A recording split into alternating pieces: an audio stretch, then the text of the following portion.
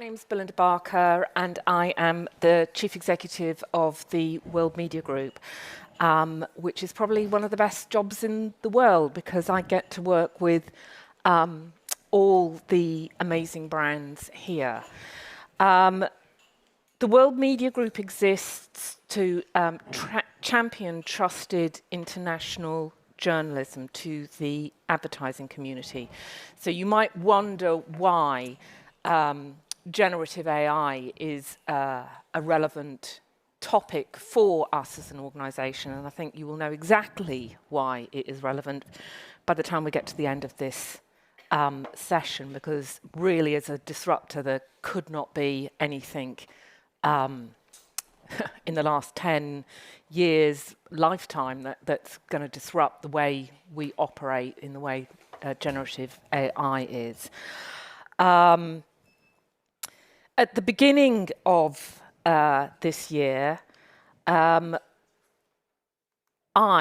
for one, had really no idea what generative AI was all about. This was our strategy, and in reality, I've spent more of my thinking hours around this subject than probably any other element. We hosted our first session about it back in February, and we asked the audience, which was 60 financial marketeers who had tested personally generative AI, and I'm afraid to say that I was probably one of the few in the audience who hadn't. Everybody else had. I've caught up since then a bit. So I would like to start off by asking a question. I'm not going to ask that question because I'm assuming that everybody here at least has tested out ChatGPT, that they've probably, in fact, used it to help write a speech or an article. But what I would like to ask you is if, as a business, you have started to invest in generative AI and incorporating it into your business program. So not as a person, but as a business. Sorry, please raise your hands if you are already. So about half. And the rest, are you contemplating spending money in, sorry, not spending money, but investing in AI, or is it still not on your agenda? Is there anyone admitting to that? No. Okay, so that really says it all, doesn't it? So I'm going to stop whittling on. I'm going to hand over to Emma, Winchurch-Beale, who is going to host this session, and we're very pleased to have Amir, Malik, and Evan Bretos. And enjoy. Emma, take it away.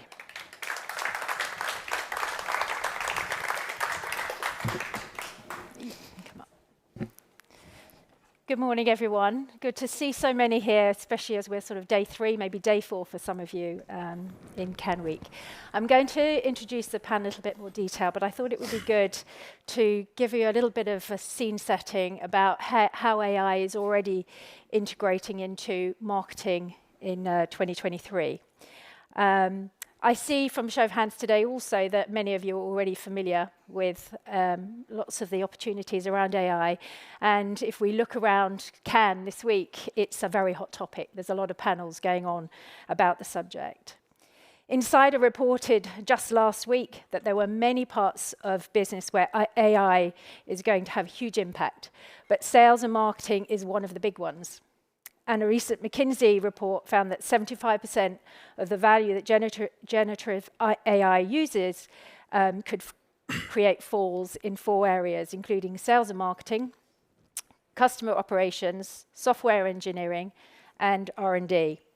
And Kim Joyce, CMO of tech company Twilio, described a world where marketers could actually generate individualized ad campaigns where each potential customer receives a different message at a different time that is tailored to their needs and behaviors. And probably many of you subscribe to The Drum, but their call out last week as ad of the week was an AI-generated ad campaign in Brazil. 2 billboards placed next to each other, the same aesthetic and lettering, to illustrate a burger by layers and colours. McDonald's asked ChatGPT, what is the most iconic burger in the world? And the answer, the Big Mac. Burger King were not very happy with this and asked the chatbot, what is the biggest in the world? And the answer, of course, the infamous Whopper. So it's already generating very effective ad campaigns. Numerous companies and brands are already using AI effectively in their marketing and advertising efforts. For example, Amazon uses AI-powered recommendation algorithms to suggest products to customers based on their browsing and purchase history. Spotify uses machine learning to personalize music recommendations for individual users based on their listening habits. And Coca-Cola has used AI-powered chatbots to engage with customers on social media platforms like Facebook Messenger. Indeed, it is a very hot topic, and within the World Media Group, members are already looking at how they can get involved with AI. And in fact, Insider's owner, Axel Springer, is also shown interest to acquire an AI specialist firm. So let's get into the session and take a deeper look at the implications on AI on both trust and truth in marketing. Joining me in discussion today, we have 2 highly respected and very informed panelists to help us understand how AI is going to change the way we do business. First of all, I'd like to introduce Amir Malik. He's a managing director, currently leading the growth marketing practice at Accenture. As a digital marketing expert, he specializes in MarTech and ad tech services and data-driven advertising for Accenture Song. With a career that includes time at Google and Microsoft, it is no surprise to see that he has been named one of the top 100 influential people in marketing. I'd also like to welcome Evan Bretos, who is the Director of Special Newsroom Initiatives and Partnerships for The Washington Post. Evan joined the Post in 2022 to oversee the execution of special initiatives across the newsroom, from innovative short-term or ongoing series desks like features, business and sports, to create special sections and projects that drive new audiences and expand coverage areas. Before joining the Post, he worked as a strategic partner, manager of news partnerships at Meta, where he advised US publishers on their content and subscriber acquisition strategies. So let's get into this topic a little bit more. So Amir, Evan, I would like to ask you how marketers are currently using AI and how this is changing. But before you answer this, I would really like to understand how you're using AI yourselves. So Amir, over to you. Cool. So I think AI has been with us quite a while. It's around us. It's been in systems we use as marketeers. It's in most of the platforms, if not all of them, in some capacity, but it's been invisible. And it's been there to optimize campaigns with a kind of purely commercial objective, to retain the attention economy for the platforms so that you guys stay on those apps. It's there to recommend you ads and campaigns that to the point where you think that you're being watched, that you're being spied on, but it's AI that's actually predicting what you want. We'll talk about that in a second. And I think the difference we have, as Accenture, we've always invested in data and analytics capability, in data science and AI specialists, and most consultancies and most reputable technology businesses are doing the same thing and have been doing the same thing. Gen AI is a kind of sensory discovery of AI, which is different. So it's visual, it's audio, and you're suddenly seeing the algorithm that pretty much is in our brain, be artificially and synthetically created. And that changes, the impact of AI as a topic in our industry, in all industries, actually. And from an Accenture perspective, we have invested $3 billion. It was announced last week in AI capability, because if I just take one sector, if you took content production, we forecast Gen AI to completely revolutionize the way content is produced on a global scale, multilingual scale, And that's something that our clients are inbound asking us. I've got 500 people here producing content for 30 different markets. Can that become 100 people? And I think that the efficiencies that Gen AI can drive are very evident to our clients, to us as well, because the quality of it is so clear to see. And Moore's law, or the idea that the rate of improvement of Gen AI is also going to get faster. I think that is something that we are very aware of, and so we have to be in that race around Gen AI as well. 11. Well, at Washington Post, we love a memo, so I'm doing a lot of summary work in my personal time, testing ChatGPT and other formats to see how it works there. But I would say for the Washington Post, I mean, we've been using AI since 2020 for automated audio articles. So speech to text has been something that we've been implementing for a long time. But what really excites me is that as a newsroom, we're really embracing what the future of AI brings for us, knowing that we're putting at the center of it truth, right? Like, our value proposition can't change, but ultimately what you put into AI, I think, is what you get out ultimately. And we are pretty dedicated on seeing how we can use it not only as a storytelling tool in finding new stories, in basically searching prompts and things like that, but also how do we present things to our audience in a way that I don't think we've been doing a great job at as an industry. So whenever we think about summarizing content, whenever we think about headline suggestions, things like that are kind of some tools and capabilities that we're looking at in the future. But all that to say, I mean, we're very excited about what it can do for the industry, while also understanding there are huge implications. So that's kind of our consideration now. So do we think that AI will actually replace marketers and account executives? Some commentators are predicting that AI could replace 80% of the work. What is your opinion? I don't know what to say. I think that the question around does it replace marketers, I was asked this question in the House of Commons, and I'm not trying to, it does sound terrible when you put it like that, but I was invited to a discussion at the Commons with the Alan Turing Institute and various industry bodies, and it was a debate where they asked that question, and there was people on the side that were literally just anchoring their argument in it cannot replace humans. And I think that's the actual fact that nobody that works in AI is debating. Almost everyone that works in AI is debating, but the reality is that Gen AI as a productivity tool will drive down time cost or cost of time in human capital. And that's just a fact, right? So it can drive efficiencies through production.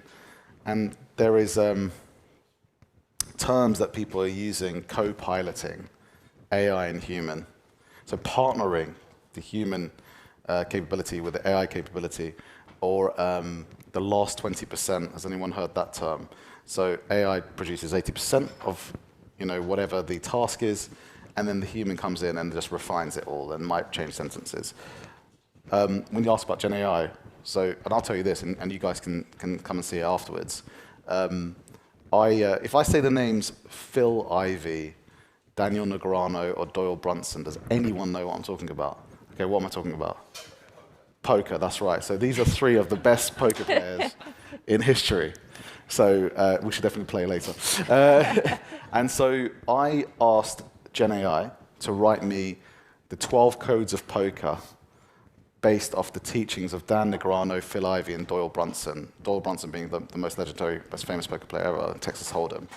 It wrote me a 5,000-word kind of mini book. I published it. I put it on Shopify. And now I sell it through Meta. And I've got the apps on my phone, and I use it to demonstrate to clients that I did that in under 4 hours. And it was actually just trying to get the verification of all Amazon Marketplace, Meta Marketplace, all verified. That was the thing that was the most annoying delay. But the production of the book was there. I didn't have to change anything. And it wrote 12 codes, and then it just had these 12 sentences that you could pin up. And they're really good. If you play poker, I always made that mistake. And then it wrote loads of quotes of each one of those poker players that it gathered from the content base That's the internet. So it's already absorbed all their videos online, their interviews, and it's applied all their sentences into the paragraphs, into the...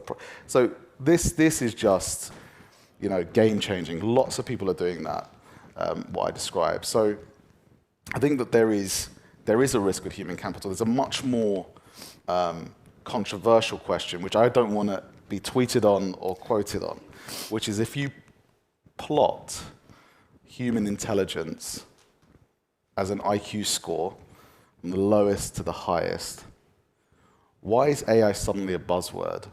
So a year ago, if you spoke to a chatbot, any one of us, we'd know we're speaking to a chatbot, and you'd probably say it's dumber than the lowest IQ score on that side. And if you put a logarithmic line curve against IQs, right, and the scale, do we think that if we take ChatGPT as a model, where is its IQ going to sit on the human scale?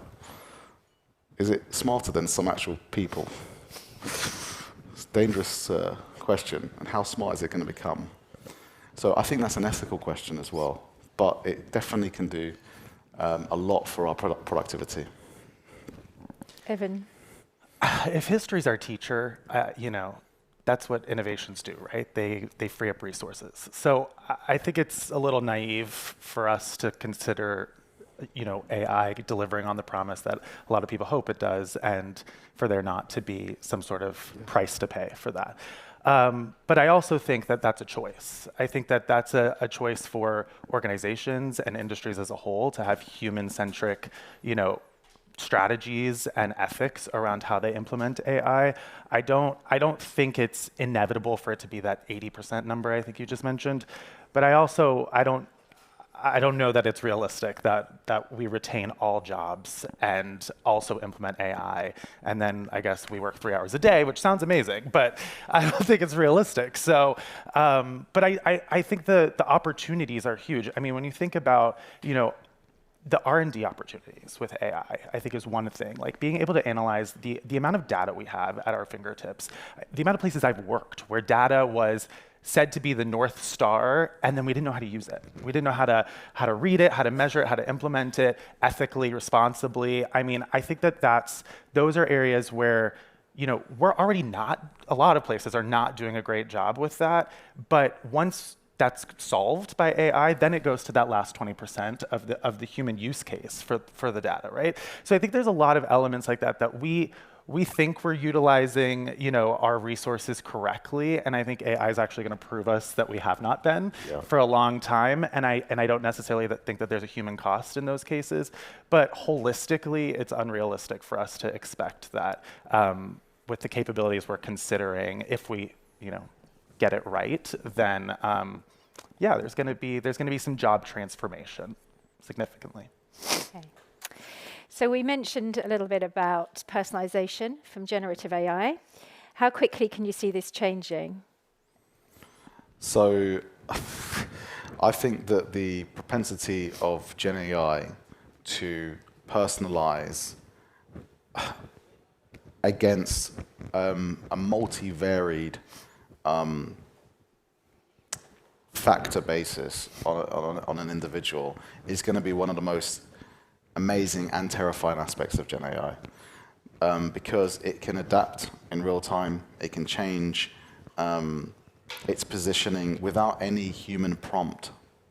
And for me, I think what we've only seen is how your recommended videos and article recommendations, but Gen AI that can actually produce content in a personalized way, without having to preload all of the variants, because it actually can generate the visual, artistic representation of what it wants to do.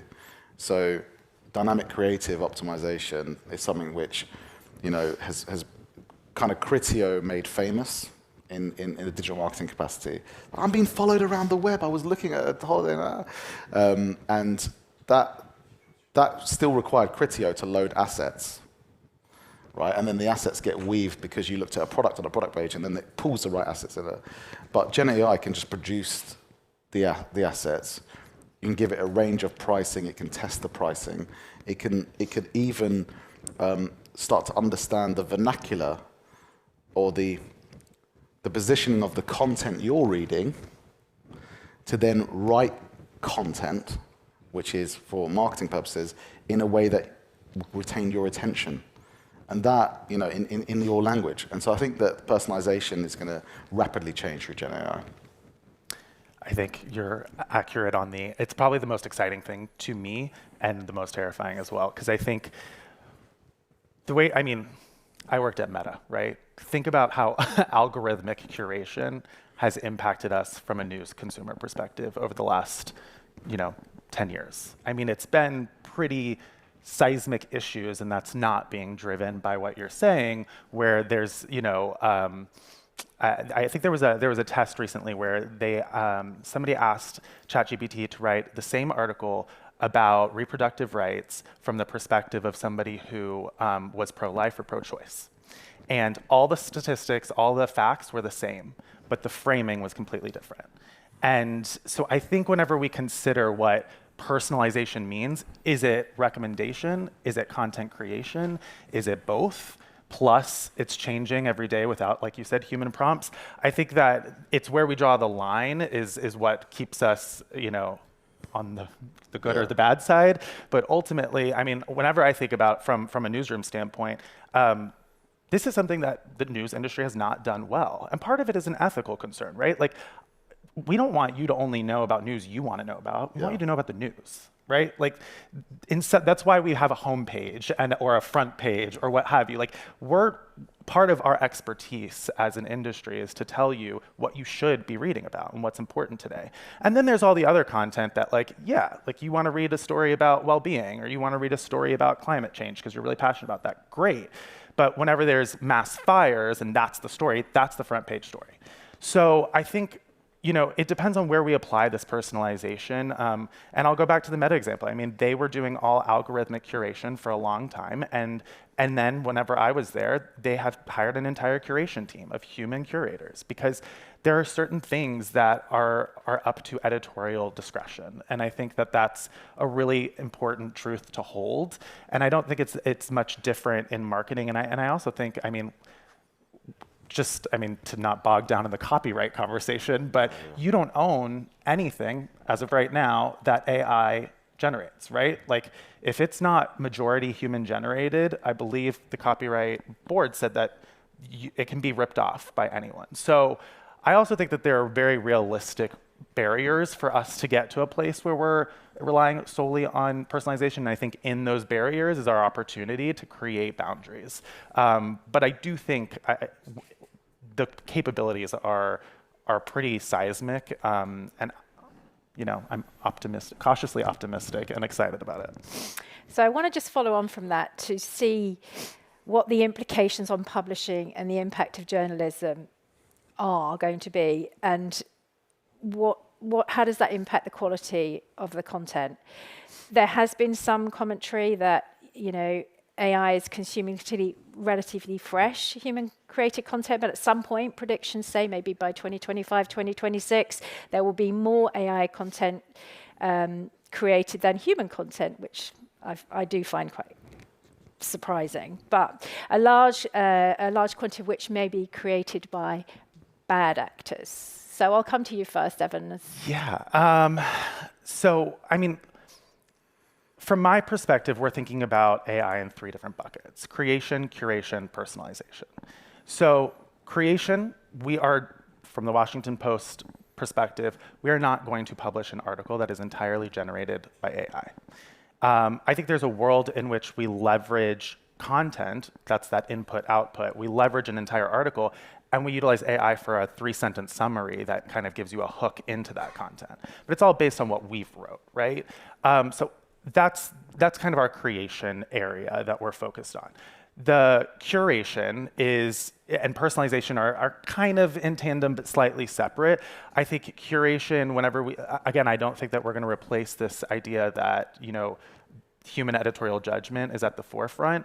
But I do think that we're going to try to utilize other creation methodology and personalization to serve you up content that you want to know about, and to leverage the data we have on you to continue to get you interested in news and looped in. But I think that's that's the Washington Post. We're a large journalistic institution. As we know, the journalistic landscape, especially in local news, is being decimated. I mean, they don't have resources, there's news deserts, and there's a lot of tech companies that want to solve that problem because there's a lot of eyeballs out there that aren't reading news, unfortunately. And it is a huge opportunity, but there are a lot of investment firms that are scooping up local news, and they don't have seismic, big newsrooms, and so they're filling gaps in creating content utilizing AI. And I think that is a pretty scary consideration, especially when you consider, like, if you're pulling content from the internet writ large. I mean, have y'all been on the internet? I don't know that I trust it all, right? Yeah. So this bad actors thing, that's the most obvious case of concern. I actually think the bigger concern is organizations that are fronting as journalistic institutions, but really in the back end, they're overly augmenting their content creation with AI in irresponsible ways. So I think it's in large part up to us. And then I would just say, there's the piece that I think all businesses, not just newsrooms, are going to continuously be concerned about, and it's the transparency and how much of their IP is being swept up into the data sets and the language models that are being spun up. So if we don't have control over that IP, and whenever you think about also the implications with search, which is a whole nother thing that will affect everybody, but publishers significantly, there's quite a bit to be concerned about that I think I just get nervous that we are leading to a place where there's going to be less and less publishers, and the ones that are left are going to over-rely because they don't have the resourcing to own that. So. Yeah, I mean, I feel really bad about writing that book now with ChatGPT. I respect the hustle, let me tell you. Getting some ideas. I think that the situation we're in is that written content, articles online, are now really a basic use case for AI. That's the elephant in the room, right? So the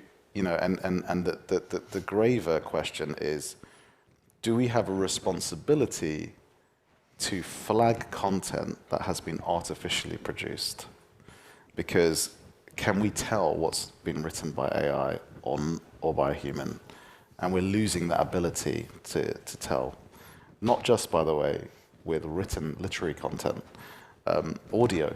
So there's 11 labs here who have, we've got no interest in them, no personal interest. I'm not an investor, shareholder. There's no kickback or anything for Accenture, for me.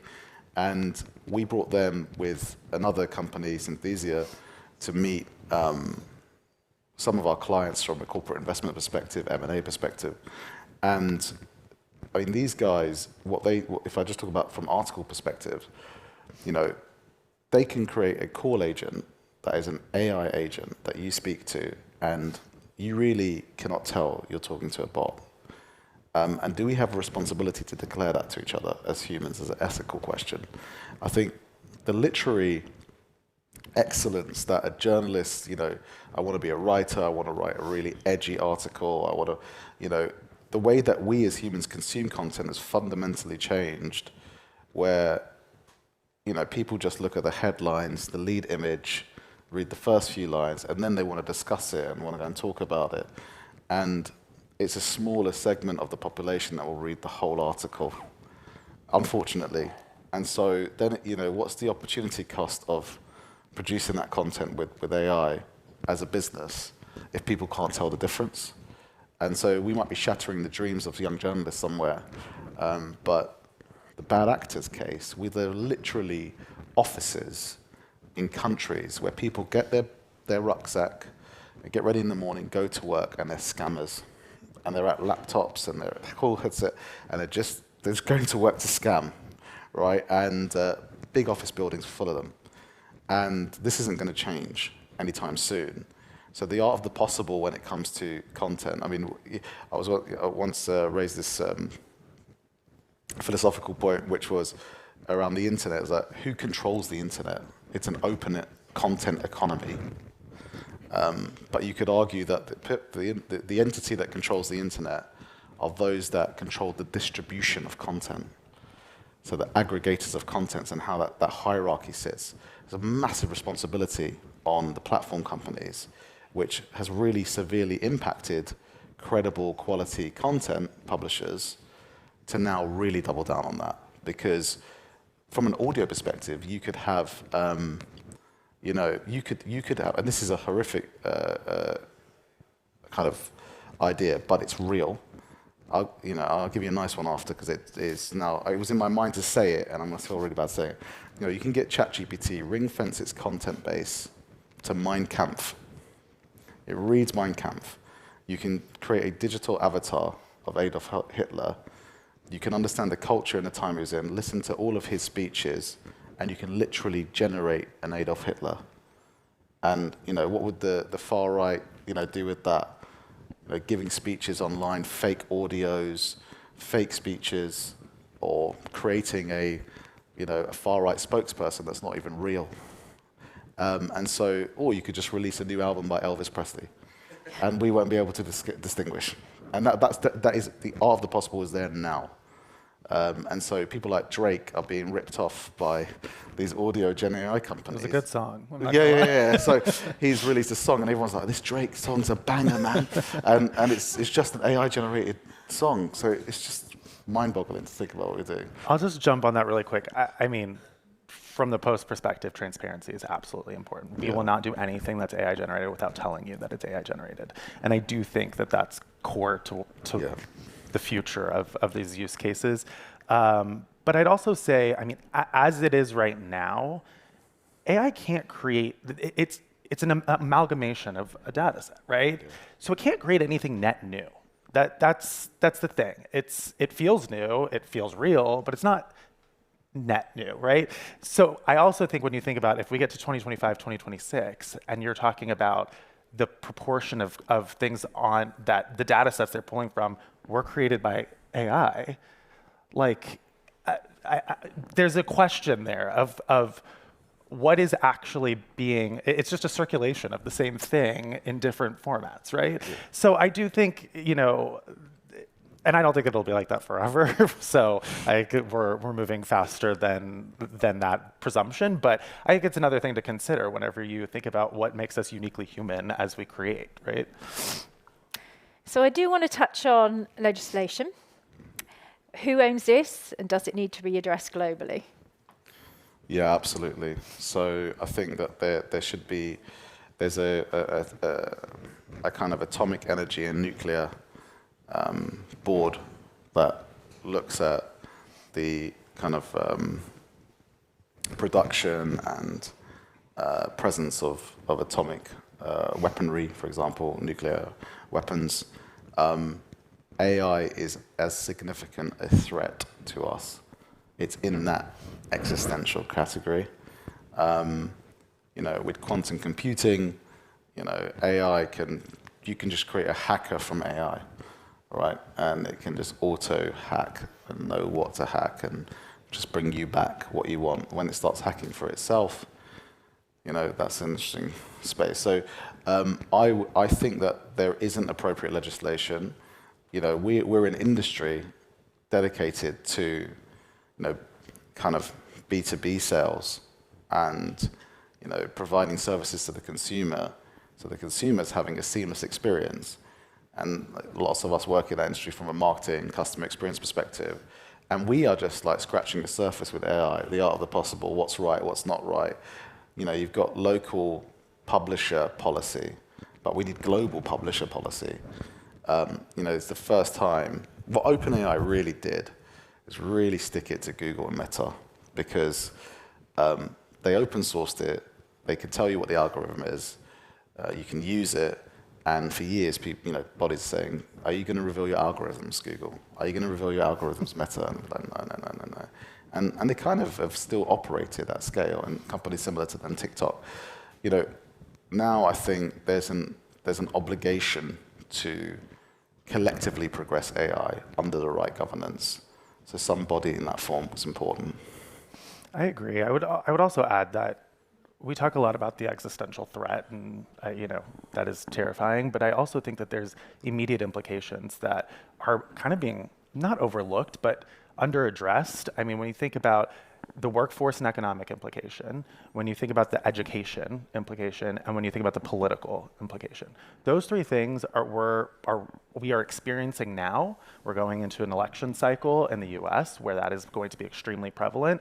And so I don't also want to lose the forest to the trees. I think we have to consider what those really scary, possibilities are, but also, what's the most immediate? And then I would also say that, there's a lot of, with anything, legislation is complex, and I think that there's, a lack of understanding of the technology. So this is where, when you ask the question, who do we rely on? I think the industries who are going to use it have to set the tone collectively and be clear for what they want. Because I don't put a lot of stock in politicians deciding what's going to be appropriate on that front, because there's a lack of understanding. And then there's also, some of these campaigns are utilizing AI as part of their strategies. So, there's like anything else, there's political winds that are going to dictate their interest in legislating. And so I really, I agree that it needs to be global. I think that might be too ambitious. Well, the British government's got like a education secretary, a defense minister. It needs an AI minister. Yeah. Right, and that person needs to understand what they're talking about, have the right team around them. Countries now making moves where they ban phones in schools up to a certain age. They ban children from owning phones. This is an important thing to preserve our organic growth, right? And I'm saying that as a technologist, right? We're going to lose that if we're not careful. Okay, great. Well, I do want to leave on a good positive note, and then we have got time for some questions. So. We will come to you. So what are the unexpected opportunities of AI? And I think, Amir, you've got a little video you want to share. So I hope this worked. If it has, I don't know if the guys there have been able to. Yep. Okay. There's a thumbs up. So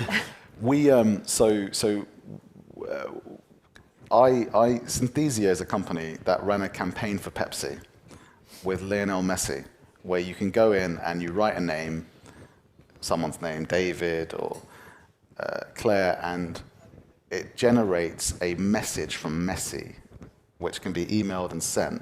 And it's Lionel Messi speaking in multiple languages and directly saying, a congratulatory message to that individual. And it did 7.5 million variations before some significant sports event, which you could not tell that's not Messi. So we rang up the company as Accenture. We now work with them at Accenture. And I said, okay, look, I want to meet you guys, and I want you to meet some of our clients. So we brought them here. They met with Virgin Media O2, the C-suite, and the owners, Liberty Global. And I said, can you create an avatar of their CEO? And they said something really important. They said, we can't without his consent, because I wanted to surprise them. And I said, fine, okay, let's create my avatar. and so I had to go, I did about 5 minutes worth of photography, like photos and some panel. They said they could do it digitally by images of you online, or if you come and we take some photos, we can do a better quality avatar. And then I left, and we then demoed that for the clients. And it kind of put things in perspective about everything from, maybe if we play the video and then I'll quickly comment on it. Good to get your feedback as well. Yeah. Hello, Jim, Kai, and JP. I'm Amir's lost brother, Amir. Amir might have better chat than me, but I can show you the art of the possible with generative AI. For example, I can speak in over 120 languages. Let me show you what I mean. Por ejemplo, os puedo hablar en español. Con la ayuda de inteligencia artificial no me agobia hablar en más que 120 lenguas. Generative video can do much for you, so I'll hand over to Daniel to tell you more about Synthesia's platform. So that was produced in a matter of minutes. Obviously, it was something that we did last minute, kind of like we did last minute here. And the audio isn't the Synthesia specialization, it's the visual. And when I'm starting to speak, in another language, I suddenly look more like a Mexican than I've ever before. So you can imagine what starts to happen there. From VMO2 as a use case, right now you've got massive call center agents in telco companies. Your broadband's down. You need to buy a new phone. You want to get a new supplier or telco company. You could meet an agent that basically takes you through the entire process. 11 Labs create the audio synthetic, which is breathing like a human breathes, pausing like a human pauses and makes the mistake, and you really can't tell the difference. It can do a Barack Obama speech, for example, but they also need consent. So I think there's loads of benefit for businesses in, first of all, experimenting with Gen AI. We won't be able to stop that. But equally, there are benefits to that in terms of new ways to go to the market, new ways to scale brands and to work with publishers, for instance. And then also, I guess that there are other unexpected benefits which, again, raise ethical questions. But you can resurrect a grandparent, audio-wise, visual-wise. And or Karl Marx. So I think there's lots of possibilities that we haven't even begun to explore yet. Wow. You really got me with the resurrecting a grandparent thing. Yeah. I mean, that's amazing. Putting aside the ethical concerns and the endless deepfake opportunity, I mean, I think about brand building as an individual, that you can have personalized conversations with whoever you're trying to talk to. I mean, that's crazy. I would say, I don't know that it's unexpected, but what I'm excited about, what I'm interested to see is kind of where Apple takes things with AI assistants. I think that's coming soon, and I think that's going to be the most day-to-day accessible version of AI, considering their market cap. Like that's going to change the way we operate, and so that's something that I'm just intrigued to see how we all adapt and adopt that over the coming years. Great. So, any questions? Please raise your hand. There's a mic as well, if you've got one.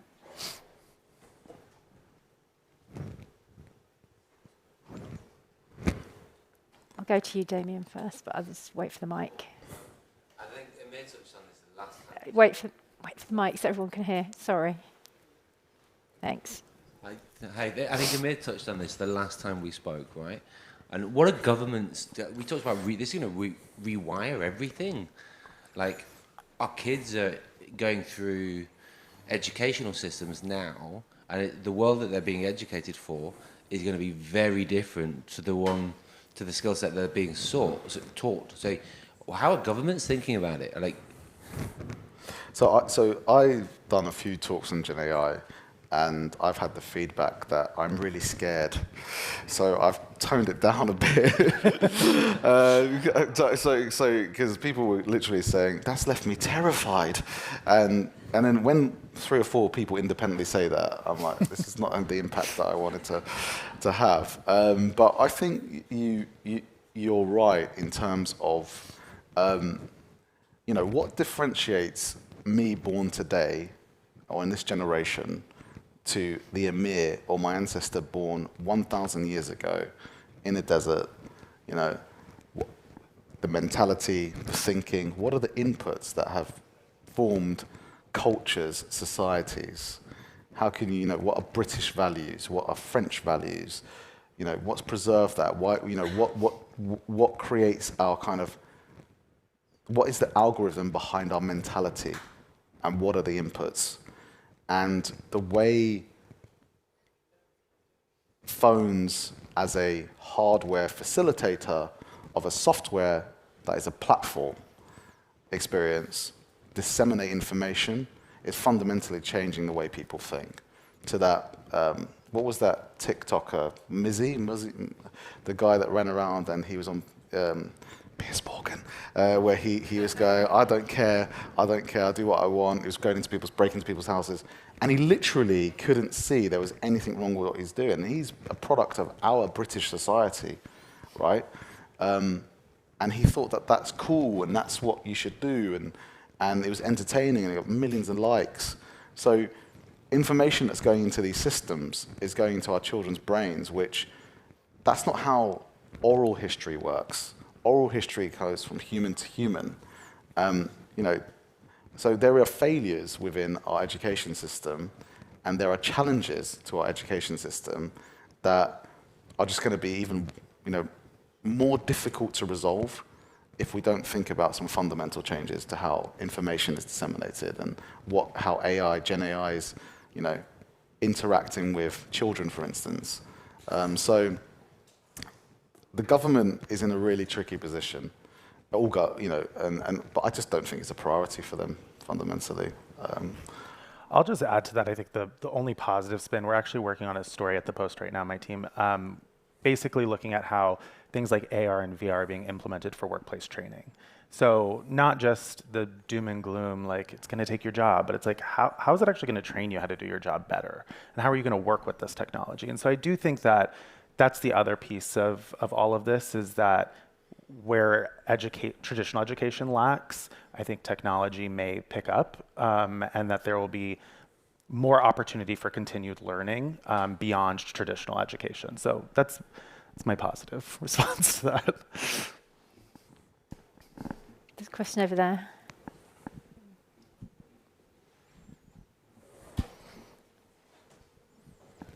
Do you want to just shout? From a publishing perspective, copyright issues, obviously, and ownership is a really sort of real threat. So, two questions. One, how can we stop?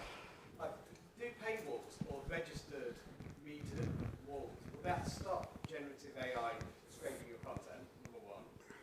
And number two, when it does scrape your content, and it's put onto a platform, a tech platform, Facebook, for example, so they've always said they're platforms, they're not publishers. And because of that, they escape a lot of all of the boring copyright legal stuff and subbing, which we have to do, and publishers. So does that, if they're then creating new content, they're claiming new content scraped from different sources, they then become publishers by default, surely. They're no longer a platform.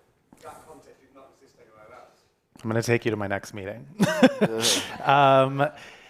So is it scrubbing our content even though we have a paywall? We don't know, unfortunately. But what I will say is we're having conversations actively to understand that. And honestly, I mean, at least in the publishing space, in the journalistic space, they don't want to be publishers. I mean, it's hard work, and it's messy, and it's complicated, and it has very large implications. And I think that they saw that just in how they failed in curating content and protecting people against misinformation. Like, that was already too hard and very cumbersome for them to hire and build the skill set in order to actually do that accurately. So I think that there's a much larger willingness with a lot of these organizations to say, like, you do it well, like, how do we work with you and make sure that we're not ripping off your content, right?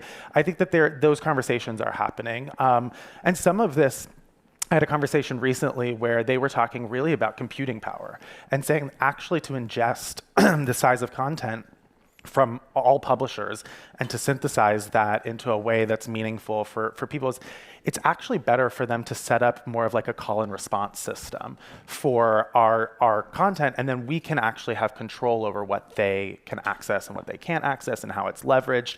And that also gives us power in understanding how we show up in search, and whatever search becomes, and things like that. So I would say that there are responsible conversations happening in that space to some extent, but it's a little unclear up until this point what's feeding the system and what isn't, from my perspective. I think you should make the assumption. So Google, there's a documentary about Google, basically tried to load every book in existence onto Google Books, and it got quite controversial because they were going to like the Bodleian Library in Oxford and just taking every book and just putting it onto Google, and they weren't getting explicit permission from the publishers, and so they'd already done most of it without even the publishers knowing. And that's just books. I think you should make the assumption that if content is digitized, AI can access that content, right? And there's no way you can prevent that. If it's digitized, you know, an email is a digitized piece of content. You can literally deploy an AI agent across your Outlook to look at all your emails. And do you remember how, you know, when you're trying to find an email and then you get the loading and it just really pisses you off because you're just like, oh, give me the email that I needed, and then 50 different LinkedIn push notifications come up, which is not the email that you're looking for. The AI can go and literally find the email you want, probably faster. So we're at the tip of the iceberg with AI as a discovery tool for content. But if content is digitized, and that's not just written content, audio content, visual content, AI can process all of it. Yeah, I was going to add to that. I mean, it would be great if all of our articles were read by the journalists who wrote them, right? It's not feasible for us to do that literally, but it's feasible for us to do AI generated voices. I don't think I'm speaking out of turn to say that, like, we're not prepared to do that until we know that there are protections for those digitized voices. The minute we do it, anybody can use their voice. So there's a real concern over how we enter into this space, because there aren't protections to understand what the next step is for somebody to co-opt that work.